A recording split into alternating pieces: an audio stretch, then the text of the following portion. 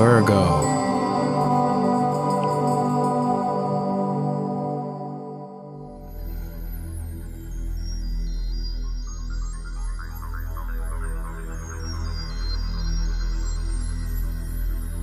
Hello everyone, I have an announcement to make before we get on with this month's forecast, and we have some exciting news.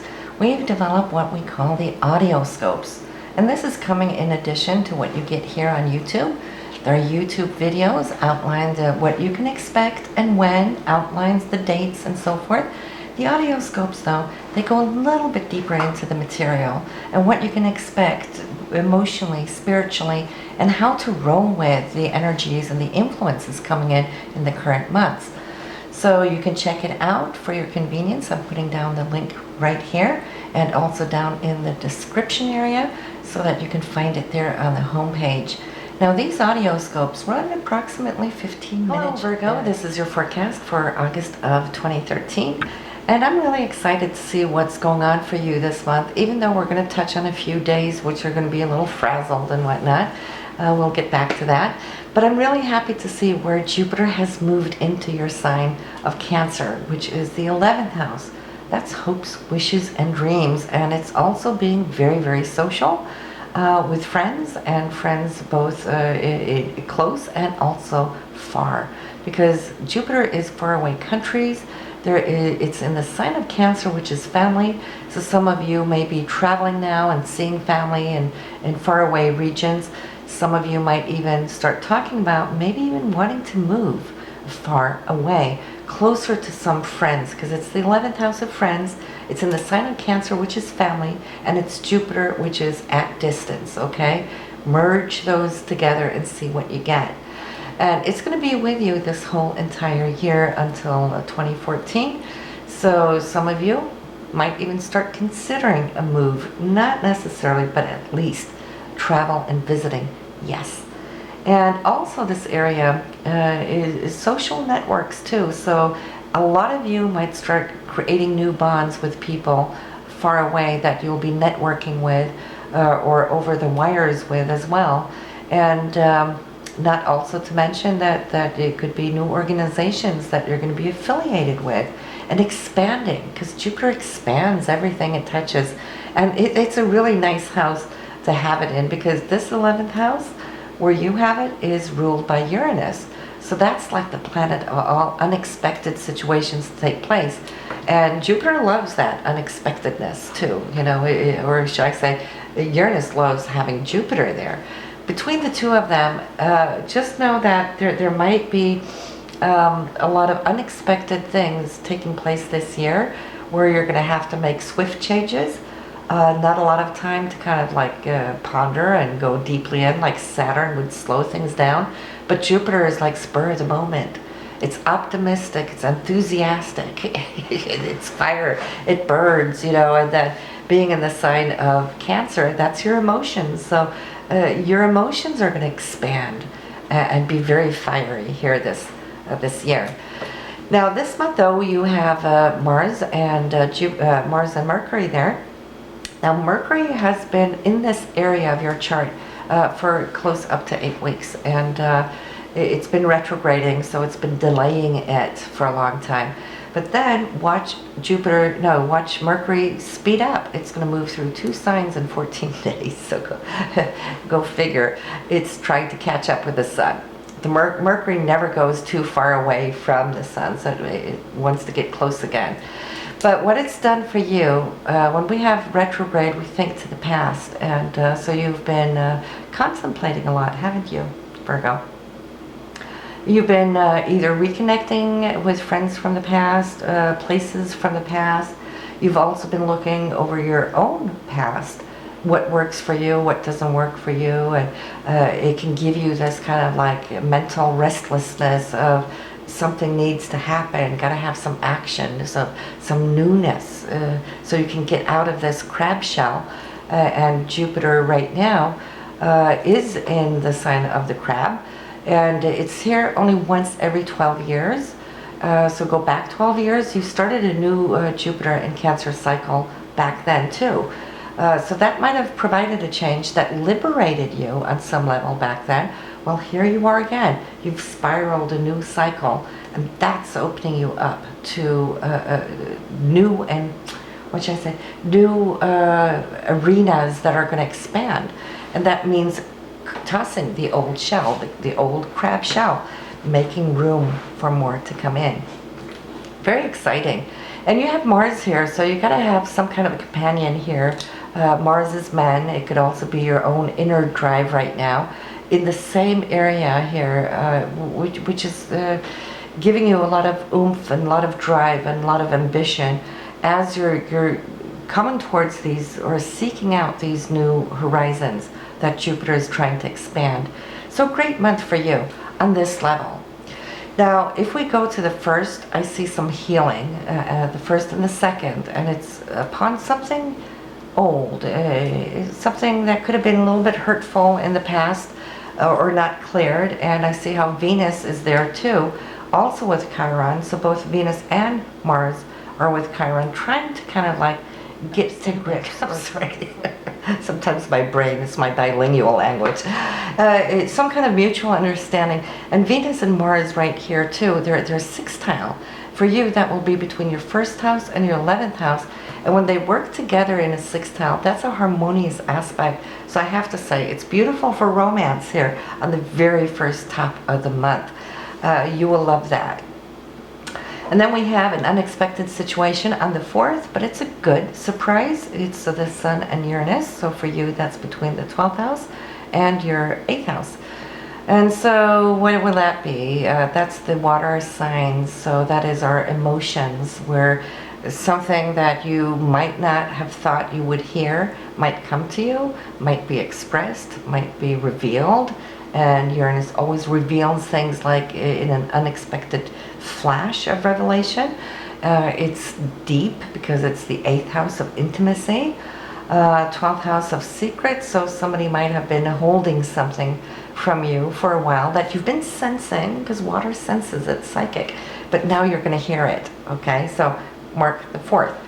Then we have the new moon on the 6th, which is in your 12th house. So this is more you, and the sun is moving through your 12th house too this month, because this is the month prior to your birthday. So it's kind of wrapping up this whole year from your birthday last year. So you're closing down on it, kind of like pulling back, reflecting back over the year, and trying to weed out what it is you want to bring into this next solar birth year of yours and what you don't want anymore. So you're needing a little time to kind of like think back, and that is good. This is also why we call it the house of healing too, where we can go in and see what has been self-undoing situations where you've been spending a lot of energy getting nowhere. Well, then that's going to go to the thank you for coming bucket, like Chef Anne says. Toss it out and then collect this beautiful inner bouquet of what really makes you feel good about yourself. And this is the healing quality of the 12th house, which is ruled by Pisces. It's all heartfelt, spiritually felt, where you make yourself feel good in the overall picture of the world around you. So then you prepare to come out. This is what we're going to talk about more next month when the sun comes into your first house. That is your birth sun. So that's good. But here we have a situation. Let's talk a little bit about that. The 7th and the 8th. We have Jupiter opposing Pluto. This is going to be for you between your 11th house and your 5th house. So this might have something to do with either a group of people, which is the 11th house, or also your children or a child. There might be a clash of understanding. Jupiter wants one thing, Pluto wants another thing. So here, when Jupiter wants to be happy, here comes the control of Pluto saying, no, don't want to do that, and here we go.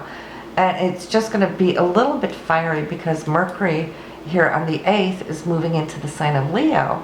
So that's a fire sign. So it's coming out of Cancer, where it has been for a long time, and you're just going to feel like you want to pull within because it's your 12th house, you know, because there's this burst of energy.